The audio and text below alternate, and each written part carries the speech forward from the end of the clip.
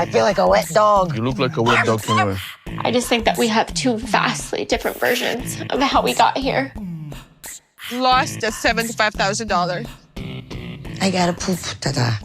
Hello my beautiful family and welcome back to the channel. If you're new here, my name is Linda and I specialize in laying into the cast and dragging them like an NPC from Red Dead. Once again, we've got Betty bulldozing her way into Julia's plans, and later we're gonna find out that Matt has been keeping secrets from Jasmine.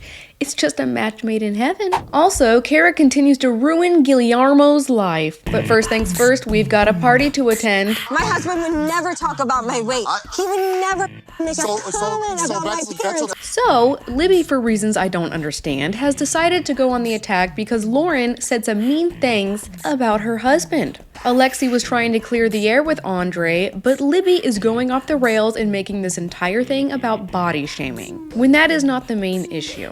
Alright, I guess she can't see the forest through the trees, and the forest is her relationship on fire. So here's Lauren. We're not here to fight or stress her out. We're not stressing out, we're discussing. Everyone is calling me names, and he said don't pay attention to my wife having a complete bitch fit, it's no problem. So, Libby here is telling me that you were venting and telling her I body shamed you, and Lauren looks like a deer caught in the headlights. She's probably confused why and how the fight landed here. Then Andrei, good old brilliant Andrei, is like, don't deny it, I read the text messages. I read the text messages. Reading our text messages? I think Lauren was super relieved that there was a reason to redirect the attention off of her and hop out of the hot seat. Libby's like, wait, I never told you anything about that conversation. What do you mean you saw the text? I looked in her text messages and I know what you're talking. I am Russian spy. I'm so good at my job. Andrei is completely oblivious that this was a no-no. Alex and I were not perfect to bring up being body shamed out of nowhere. This could ruin a marriage. I'm still on Lauren's side on this one, and I'm kind of surprised how many of you were like giving her a hard time for making those crazy faces. She has Tourette's and tics. Like, she can't help it. I know that I'm the one putting those like still frames up because they're funny, but she can't help it. Oh, and if you're one of those that hate her simply because she's Jewish, leave your racist comments out of my comment section. Felt like he was body shaming me, but he wasn't. You're comparing women to her. Jovi's trout mouth is wide open in shock. The party has come to a screeching halt because of these two screaming about nothing. What are they fighting about anymore? I don't think they know. You are comparing her to other women, so who's really the horrible husband, eh? It's not me, right, Lisbeth? Jovi is ready to step in to end this nonsense, but his mom stops him. Why would she stop him? So guess what? Yara has to step in. And I have to say, Yara did not de-escalate the situation at all. No, yes. Guys, Wait, you I got come a here perfect for couple. me. So now, Yara is mad that they're leaving. Doesn't she want the fight to stop? This is the biggest crap show. I want to point out how Alexei's entire MO right now is protecting Lauren. He's probably the best husband this show has ever seen. So anyways, these two leave, which is what any sane person would do. Where you You told me, going? but I've been called a dick. They coming back. Why did they just Body shame. Look at these two just running their mouth while the grown-ups head out. It's embarrassing. Yara breaks down crying because these morons just hijacked her entire night.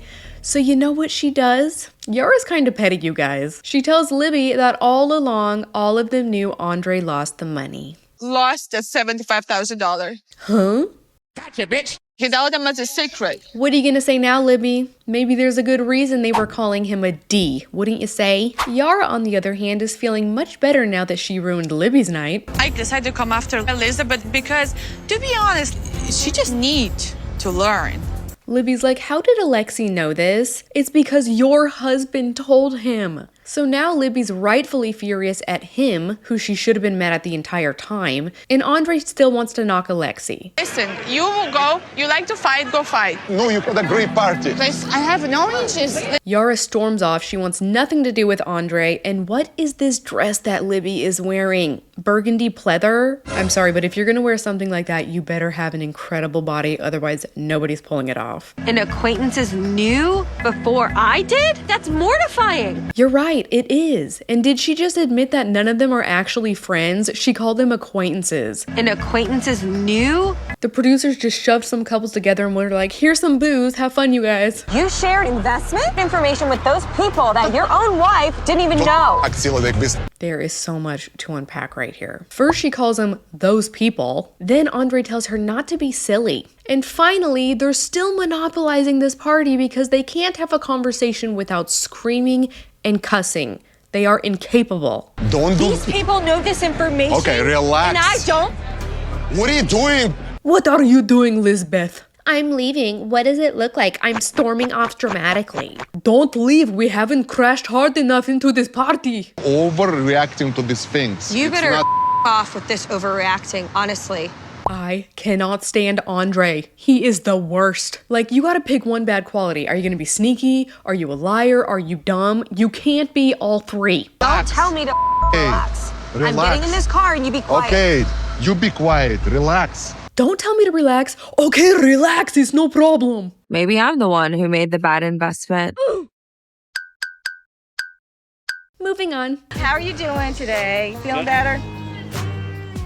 I don't know, Mom. How are you feeling? Less bossy? Less annoying? Less controlling? Less rude? She acts like Julia's bad mood has nothing to do with her. So anywho, the family has come to Brandon's parents' farm for our amusement. Darcy? No.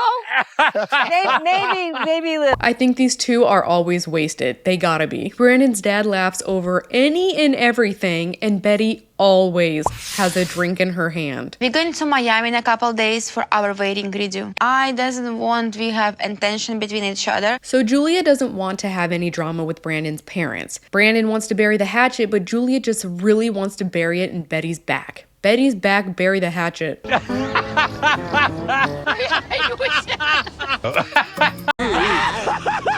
Also, Julia and Brandon will soon be having a wedding recommitment ceremony because her parents never got to see them get married. Julia tells us that when they had their first wedding, Betty did everything. All right, it's dinner time. They're eating some hot dogs. Julia's dad can't get enough of this hot sauce.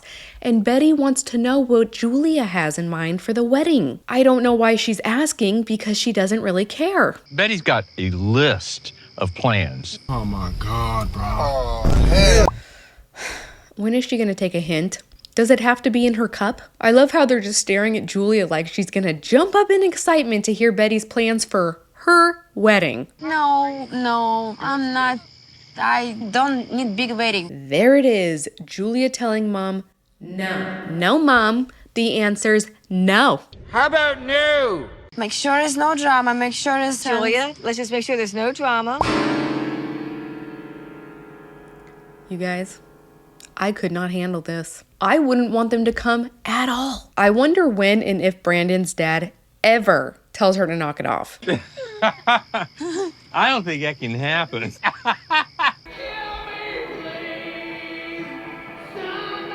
It's a new day. They're ready to head out to Miami, but first, Russian tradition. Everyone must sit and shut their trap for a couple minutes before leaving. And if you are leaving your house and you have to come back, you need to look it back in the mirror. At the airport, she tells Brandon again, I hope there's not going to be any drama. And he's like, why would there be drama? It's because your mom is gonna try and make plans for our wedding. Let's go upstairs, get changed really quick to whatever you want to be comfortable in, and we're gonna go do some sightseeing, right? She just can't help herself. She can't. As women, myself included, I think we need to collectively do some reflecting. Like, do I do this? And if I do, how often am I doing it? It's exhausting. It's miserable. I don't want to be like that. What's the plan for tomorrow? What are we doing? Julia tells them what she has envisioned. Just a simple little ceremony on the beach. But Betty is seeing the clouds in the sky and insists that they have a plan B, which is not a bad idea, but she forces so many things so often on Julia. Julia doesn't want to listen to any of her advice. What happens if it rains? Please don't make me stressed now. If it does, is there a backup plan? Is the question. Julia, it's gonna rain. You need a backup plan. No, Betty, shut up. Okay, I hear you. I understand, but we need a backup plan. Julia's like, I hope that isn't gonna happen because this is what I've envisioned for a long time. Brandon is already positioned next to Mom, symbolizing the short little umbilical cord that was never cut. Hope is our plan. So I hope If you're gonna be... Oh, good one, son. I love it when you mock your wife in front of us. Julia's like, you shut your damn mouth. You didn't help me plan a single thing. And I can't believe that despite knowing, he knows how badly his mom gets under Julia's skin, he still does that. I think I would have tried to have it someplace maybe under a nice shelter. Careful, Betty, you're gonna spill your drink. Julia's like, that sounds great. If it was your wedding, that's not what I want. And finally, Brandon says something. I mean, he was scared to death saying it, but at least he did. Mom, just let her have her thing. Julia translates to her parents the conversation they just had and why they're fighting again. And Betty gets super offended, like they're talking crap right in front of her face. I wash my hands of it, and whatever you want to do, She won't let Julia's mom talk. And wash your hands of it? Were you there to save the family from disaster? You're the self-appointed hero that nobody asked for. and I hope everything turns out okay, because I always have to have a backup plan when it comes to... Oh my gosh. I hope everything goes fine, but let me remind you for the upteenth time why it won't, and I'm right, and you should do what I say. Oh, jeez. I just can't with this lady. And she's still talking over Julia's mom, by the way. I'm going to keep my fingers crossed, and everything's going to be just fine. Did she seriously just roll her eyes? I would have told Brandon right there, I don't want him to come. That's it. No, I'm done. Oh my gosh, I cannot even imagine what it's going to be like when Julia has the baby. That lady is going to be telling her how to raise her child every step of the way. Mom finally says to Betty, in the tiny bit of English she does know, I understand what you're saying, but if Julia needed help, she would ask us. And she would ask me too. Okay. Suck it, Betty. Julia tells us that when they got married originally, Betty orchestrated the entire thing from start to finish. But it's not gonna happen this time. She's not doing it. So the family has finally parted ways and they're in their own hotel rooms now. Julia is venting to her parents and Dad says, you know, maybe you should just live in Russia and Betty wouldn't have this control on your life anymore. But Julia had pictured something a little bit different. Жили бы с нами. О, Юлечка, ну как-то... So all this time, we have been under the impression that her parents wanted to come to the United States, and they'd been trying to for some time, but this is news to them. Apparently, Julia had been planning all along for her parents to move in with them, even getting into fights with Brandon about it. Dad tells her, I am not leaving Mother Russia. Уже старше становишься, и, мне, да, реально тяжело. Well, this must be devastating news. Now it makes sense why she wanted the trip to go perfect. She was trying to sell them on America. Well, at least it can't get any worse, right?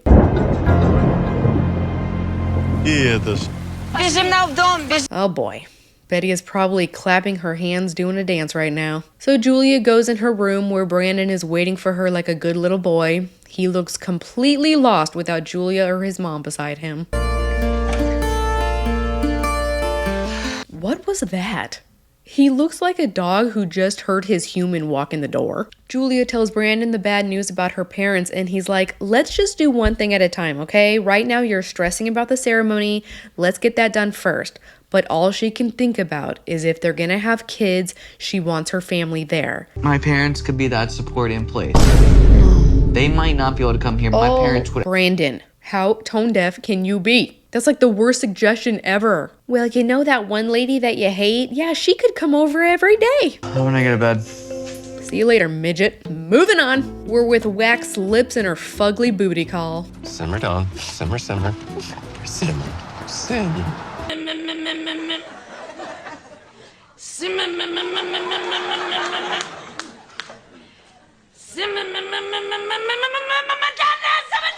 I don't know, you guys. It's so weird he took my ring off. I don't think I like it. I mean, I would if he would have replaced it with a bigger diamond, but he didn't. No, at least let me sell them. Matt helps her get down because he's afraid she's gonna fall. Then he takes her into a bar and I was like, okay, this is it. If Jasmine orders a drink, then you guys were right, she's not pregnant, and I will eat my words. The waiter walks up and is like, so what do you want to drink, some alcohol or alcohol? Either a wine or a cocktail. Would like to have a hot chocolate.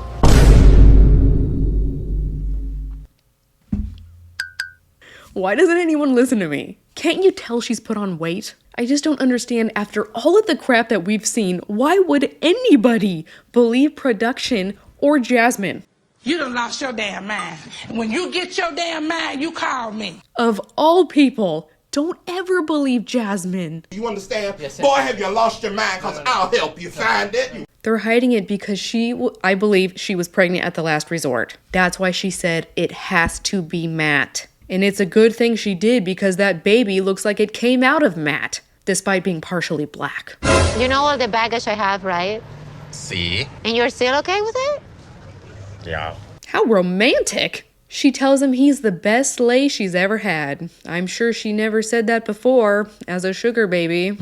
But she hates his bed and he needs to get a new one. Matt is looking really uncomfortable all of a sudden. There's something on his mind, and you can tell he wants to get it off his chest, but he's nervous to say it. Are you uncomfortable?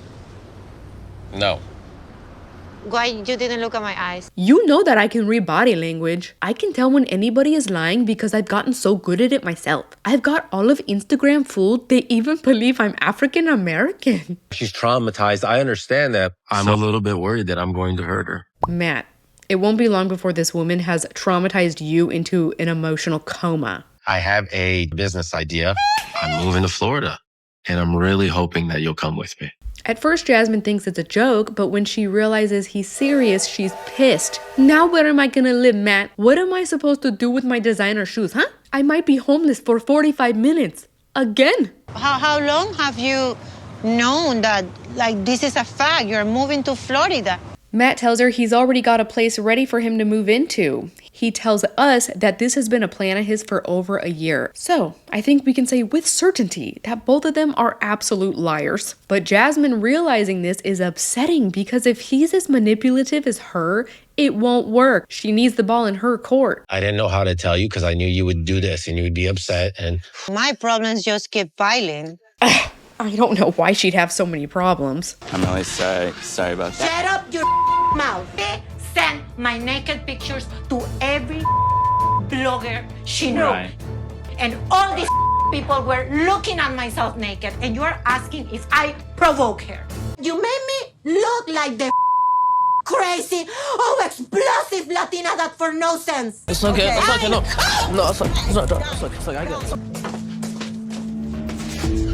I can't deal with this level of stupidity. He tells her that he's been extending his lease for so long, his rent has doubled, and he needs to get his life back in order. She says she didn't know that, but you can tell she's lying. And I'm extending it so you can figure your out with Gino. I was not aware of it.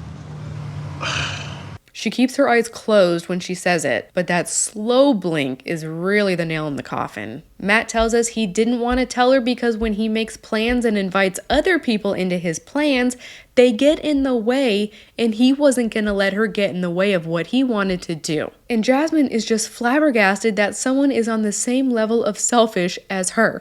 He's making all the important decisions that are gonna directly affect my life without letting me know. Meanwhile, Gino is playing putt-putt with his nephew. He tells us that since the party, him and Natalie don't talk anymore. It took one day with Gino for this girl to see the dysfunction and go running. I've been keeping myself busy because I'm a player.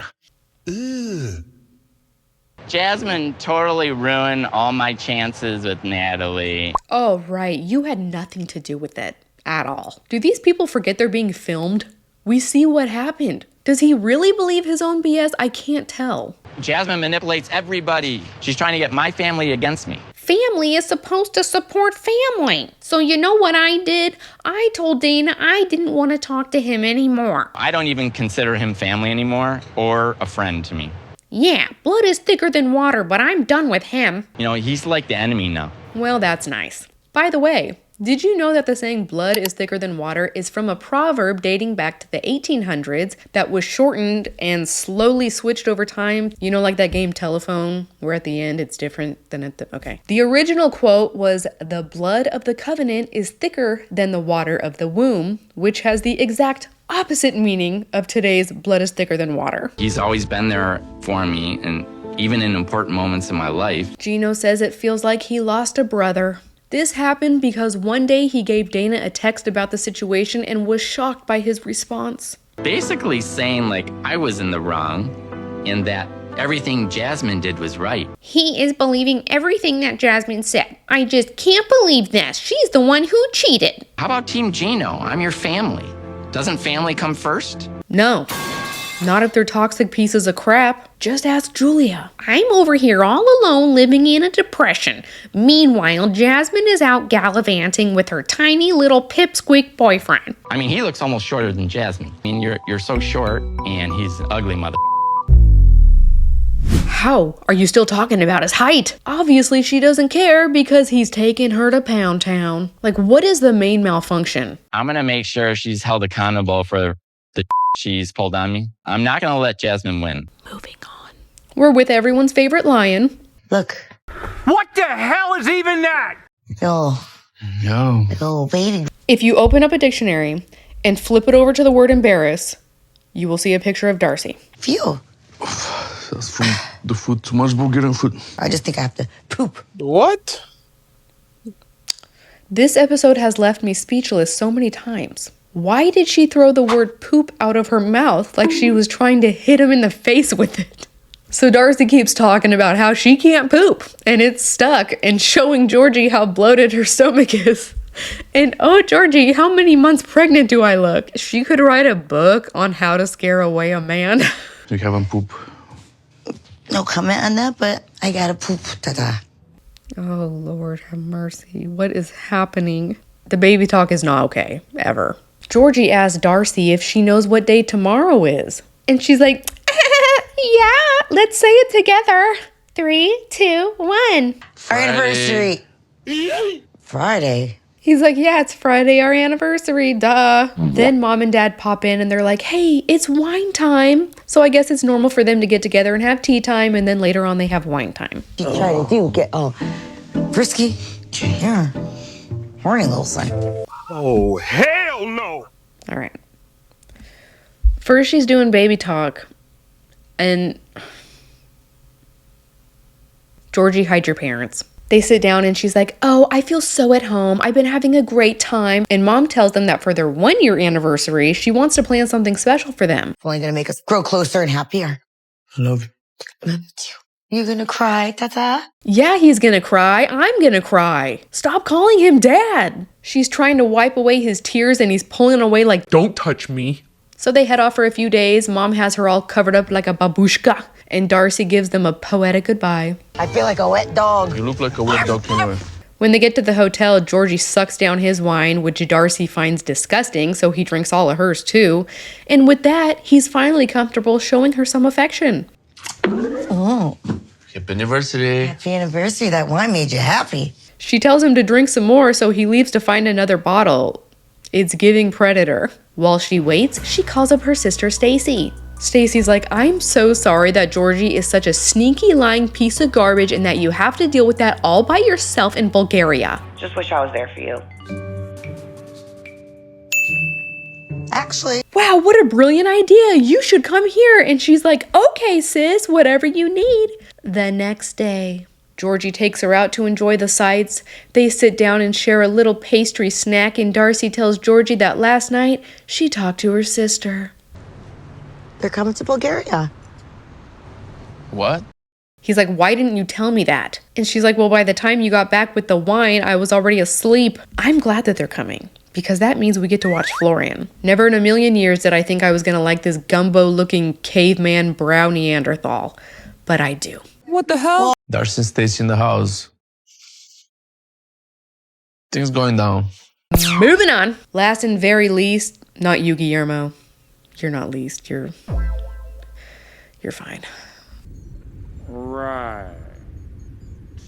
Kara, what is wrong with you? Have you seen this man?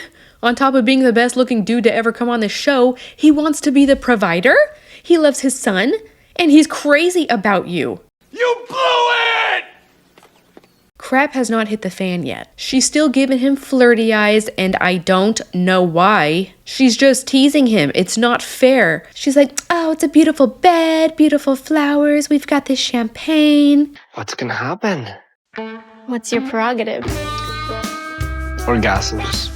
Oh, tee-hee-hee, is that where your mind is at? Oh, how weird. He's like, don't you think it kind of makes sense? And she goes, well, you have done a good job. And he's like, okay, well, maybe then I deserve a little bit of love. Finally. He doesn't say that.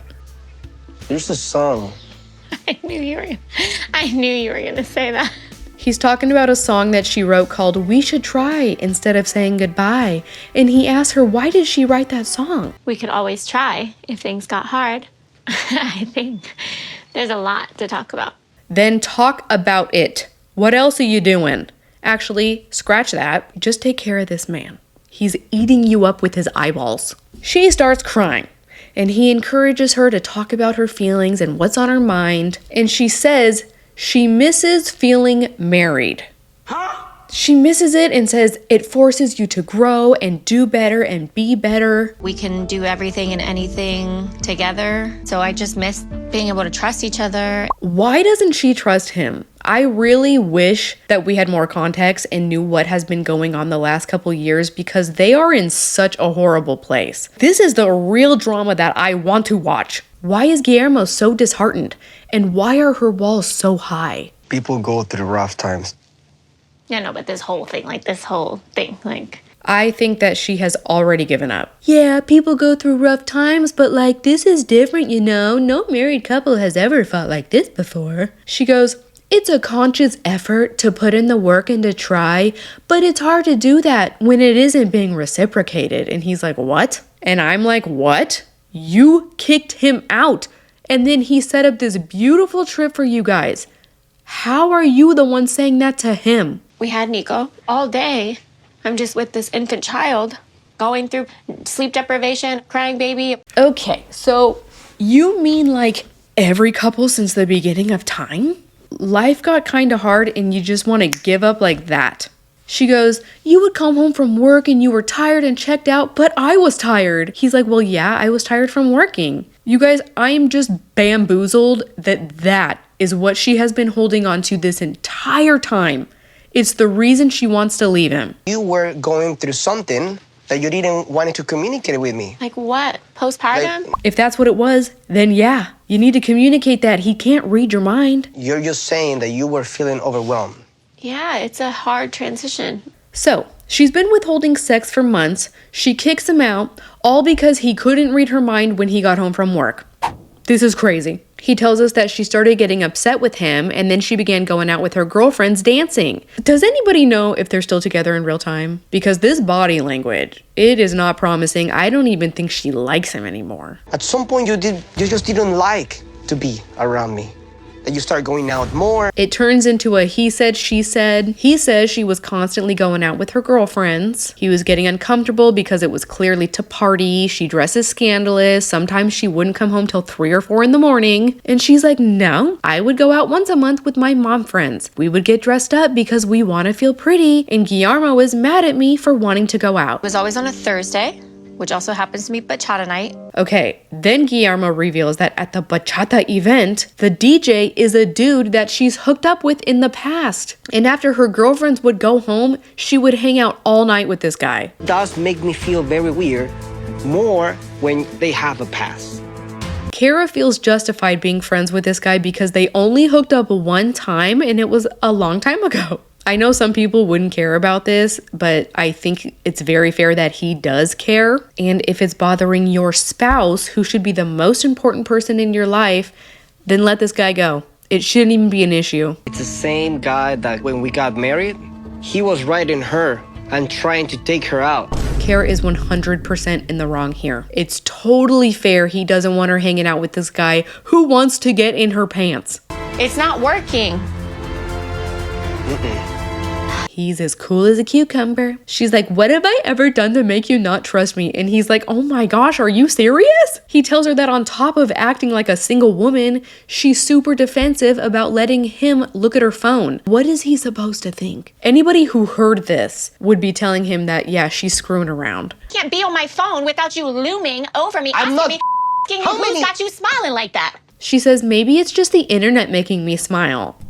Then show him that. He's obviously growing more and more paranoid, but your refusal makes it look so guilty. Since we're talking about that, have you somebody else since we were married? This guy has been chomping at the bit to jump your bones, and you're accusing him? He says very matter-of-factly, no. And when we learned that Kara's wonderful mother told her that Guillermo came home from work late, he looked a mess. Then he took a shower. He took a shower after work. Definitely looked guilty. And his actions show me something ain't right. Shame on her. And big surprise, she's not with Kara's dad anymore. We got the blind leading the blind. Kara tells him what her mom said, and he's trying not to laugh because it's so ridiculous. He's like, okay, what else? I think you're not my person. She's been thinking this for a long time. While he's sitting there, dumbfounded, she says, it's not that I don't love you or respect you as the father of my son. And he's got nothing more to say. So she leaves. Just over this conversation. Bye, bitch. The end. I'm gonna sneeze. Thank you so much for watching till the end, you guys. If you haven't, hit the like and leave a comment for the algorithm. I love you guys, and I will see you in the next episode. Bye! Girl, what have you done? You red-headed hoe, cheating on everyone, Guillermo. Go, let her have fun on the stage in her heels, ignoring her son.